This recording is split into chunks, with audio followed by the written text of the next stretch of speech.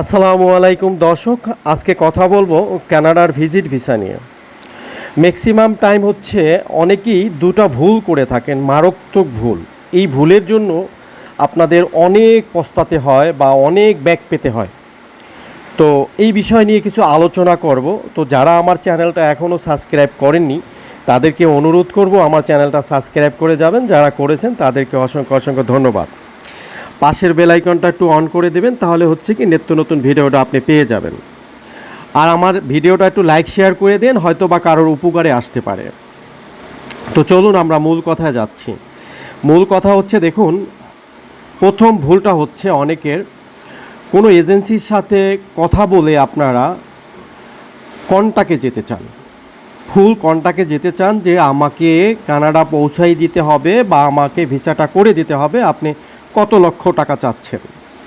তো ওই ধরনের কিছু প্রতারক চক্র আছে, সেই সুযোগটা তারা পেয়ে যায়। সেই সুযোগ পেয়ে ফাঁদ পেতে আপনাদের সাথেই ওইভাবে কথা বলে হয়তো বা আপনাদের সাথে কন্টাক্টে ভিসাটা নিয়ে নেয়। নেওয়ার পরে দেখা যাচ্ছে যে তারা অনেক ডকুমেন্টস তৈরি করে বা তাদের নিজস্ব মন মতো ডকুমেন্টস তৈরি করে আপনার অ্যাপ্লাই করে দেয় আপনাকে। কোনো কোনো সময় ভিসাটা চলে আসে, কোনো কোনো সময় ভিসাটা আসে না। তো না আসার কারণে কি প্রবলেমে পড়বেন? ভিসাটা না আসলে আপনি প্রবলেমে পড়তেছেন যখন আপনি আবার রিঅ্যাপ্লাই করতে যাবেন, তখন ডকুমেন্টস দরকার হয়। পুরনো ডকুমেন্টসগুলি, পুরনো তথ্যগুলি রিঅ্যাপ্লাইয়ের জন্য প্রচুর দরকার হয়। এটা লাগে, এটা ছাড়া আপনার ভিসাটা জমা দেওয়া খুবই দূর বিষয়। কারণ ভিসাটা জমা দিলে আর ভিসাটা না আসার সম্ভাবনাই থাকবে যতক্ষণ পর্যন্ত পুরনো তথ্যগুলো আপনি না দিবেন। তো যখন আপনি এজেন্সির কাছে ওই তথ্যটা চাওয়ার জন্য যান বা দিতে বলেন, তারা কিন্তু দিতে চায় না। কেন দিতে চায় না? তারা ওই ডকুমেন্টসটা ফেক বানিয়েছেন, 2 নাম্বার বানিয়েছেন, এখন আপনাকে হাতে তারা দিবে না।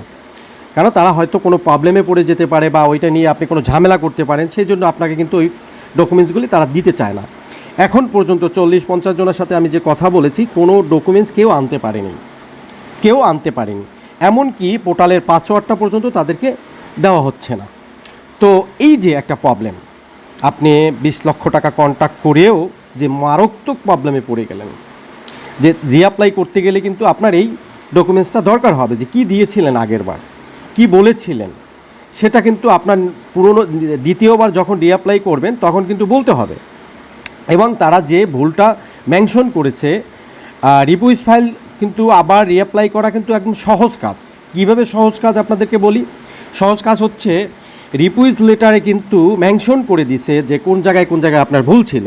তো সেই ভুলটা যদি আপনার কাছে ধরা পড়ে যায়, তাহলে আপনার সেই ভুলটা সেরে আবার রিঅ্যাপ্লাই করা যাবে। একদম সহজ কাজ হয়ে যাচ্ছে, বড় ঝামেলা কিছু না। আগের ডকুমেন্টসগুলি ঠিক থাকতে হবে এবং নতুন করে যে ভুলগুলি ছিল সেগুলি সংশোধন করতে হবে। এই হচ্ছে রিপুইজ কাজের খুবই একটা বিষয়। তো এখন আপনারা ওই যে ভুলটা করেছেন কন্ট্যাক্টের জন্য, তারা নিজস্ব মতো করে ফাইলগুলো জমা করেছে, এখন আপনাদেরকে দিচ্ছে না। তো এটা কিন্তু মারাত্মক ভুল, এই ভুলটা আর কেউ করবেন না। তৃতীয়ত ভুল হচ্ছে, দেখেন, মাত্র 50 বা 60 হাজার টাকা একটা প্রসেসিংয়ের জন্য কেউ টাকা চাইলে আপনারা কি করেন, সেটাও তাদের সাথে কন্ট্যাক্টে যেতে চান যে আমার ভিসা হলে আপনাকে 1 লক্ষ টাকা দিব। এ ধরনের ভুল কেউ করবেন না। এই ধরনের ভুলের কারণে আপনাদের ভিসাগুলো রিপুইজ হয় বেশি। আপনারা কি করবেন, 40-50 হাজার টাকা একটু খরচ করে তারপর ভিসাটা রিঅ্যাপ্লাইয়ের জন্য চেষ্টা করবেন, বা একটা প্রসেসিং যে করবে তার সাথে কমিউনিকেশন করে নেবেন, আপনার জন্যই ভালো হবে। এই ভুলগুলি যদি আপনি করতে থাকেন, আপনার জন্য খুব ক্ষতিকর এবং খুব ভয়ানক হবে। কারণ হচ্ছে কি, যখনই কেউ কন্ট্যাক্টে যেতে চাবে সে কিন্তু একটু বাড়তি কিছু দিয়ে ভিসাটা আনার জন্য চেষ্টা করবে। অনেক সময় বাড়তি দিলেও ভিসা কিন্তু হয় না। ভিসা প্রপার ওয়েই কিন্তু জমা দিতে হবে, যতটুকু রিকোয়ারমেন্ট চাচ্ছে ভিসা অফিসার ততটুকুই দিতে হবে। এর বাড়তি কিছু করতে গেলে আপনার কিন্তু ভিসা দিবে না। এরকম হচ্ছে না, অনেকেরই হচ্ছে না। তো আপনারা এই ধরনের কন্ট্যাক্ট করার জন্য যারা বসে আছেন বা কন্ট্যাক্টে যাওয়ার জন্য চিন্তা ভাবনা করতেছেন, তাদের জন্য বলবো, ভাই, এই চিন্তা থেকে একটু বের হয়ে আপনারা এই 20 লক্ষ টাকা থেকে মাত্র 4-5 লাখ টাকা খরচ করে 4-5টা দেশে ঘুরতে পারবেন। 4-5টা দেশে ঘুরতে পারবেন, তাহলে আপনার প্রোফাইলটা কিন্তু অনেক স্ট্রং হয়ে যাচ্ছে, অনেক কিন্তু আপনার সুবিধা হচ্ছে ভিসা পাওয়ার জন্য, আপনার জন্য। কারণ আপনার ট্রাভেল হিস্ট্রিটাও কিন্তু একটা সাপোর্টিং বিষয়, কিন্তু ভালো হচ্ছে আপনার জন্য। এবং আরও ভালো হচ্ছে, আপনার কিন্তু জানাশোনা হয়ে গেছে, অনেক কিছু আপনি জানতে পারতেছেন, একটা দেশে ঘুরছেন, সেখানে কিন্তু অভিজ্ঞতা অর্জন করতেছেন, সেটাও কিন্তু আপনি কাজে লাগাতে পারবেন বড় কোনো দেশে যেয়ে। এটাও কিন্তু আপনার জন্য খুব ভালো। সেই চিন্তাটা আপনারা এই দিকে করেন, সেই চিন্তাটা আপনারা কন্টাকে না দিয়ে, যেমন অনেকে কন্টাকে যেয়ে কী করেন, 20 লাখ 25 লাখ টাকা দেশেই হারিয়ে ফেলেন। ওখানে যাওয়ার পর যে 2-4 মাস একটু বসে খেতে হবে, সেই টাকাটা আপনার কাছে থাকে না ব্যালেন্স। তারপর হচ্ছে কি, আপনি একজন প্রেশারের রুগী হয়ে যান। বাংলাদেশে যারা আপনার গার্জিয়ান আছে তারাও প্রেশারের রুগী হয়ে যায় আপনার জন্য না। ওখানে যেয়ে আপনি খুবই দুশ্চিন্তায় আপনি পড়ে যান যে আপনি কিভাবে সেটেল হবেন, কি খাবেন, কি করবেন। যাওয়ার সাথে সাথে তো জব হয় না, একটু সময় লাগে।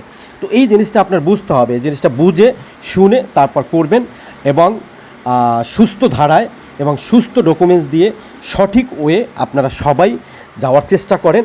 ইনশাল্লাহ ভিসা বর্তমানে দিচ্ছে, জুন জুলাইতে ভালো ভিসা দিচ্ছে, আমার কাছে রেজাল্ট আছে, ভালো ভিসা দিচ্ছে, আপনিও ভিসা পাবেন। তো সেই চিন্তা করেন, বা ভালো চিন্তা করে ভিসা জমা দেওয়ার চিন্তা করেন, তাহলেই আপনি ভিসা পাবেন। তো ভালো থাকবেন, সুস্থ থাকবেন, আল্লাহ হাফেজ। আবার নতুন কোনো ভিডিও নিয়ে আসবো।